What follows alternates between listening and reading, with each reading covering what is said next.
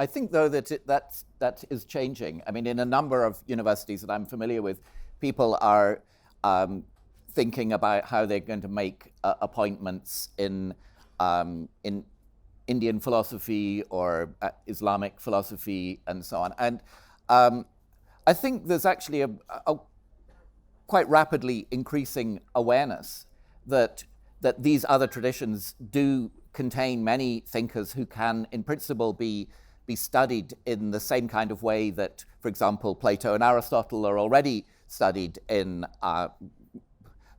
Western philosophy departments. But I think one thing is that the analytic tradition is not a very historical tradition. It's one which, because it has a broadly scientific conception of philosophy, thinks that there's quite an important distinction between philosophy and the history of philosophy, just as you wouldn't expect that in a physics department people are spending most of their time on the history of physics. And in fact, it's the case that lots of areas of the Western tradition are also neglected.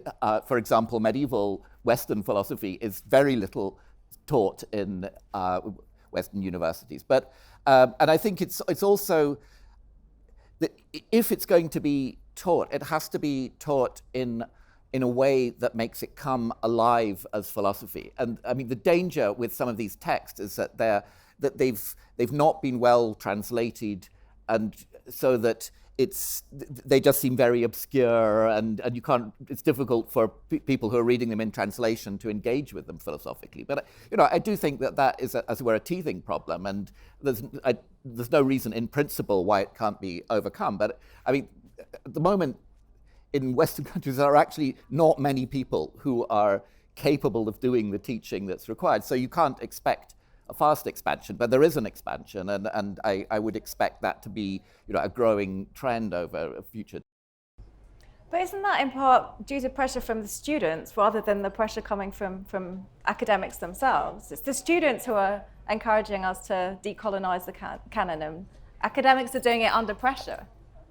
What do you think? You've seen your cutting edge of decolonization on this. Well, yes, I think a lot of that, from what I know, has come from the students, and there's more and more appetite for knowing the context in which these philosophers that they study operate in, and what other things and ideas that can challenge it. That could be from other parts of the world, but they could also be perhaps non-binary or brown women writing about it. So it's not just the fact that it's the Western tradition, it's also the fact that knowledge is produced in a certain manner, and up till very recently by a certain type of person.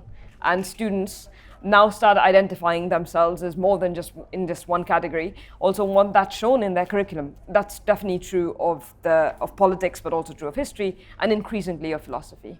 And so the pressure, I think, does come more from students, but I'm sure there's appetite at all levels, including staff, yeah.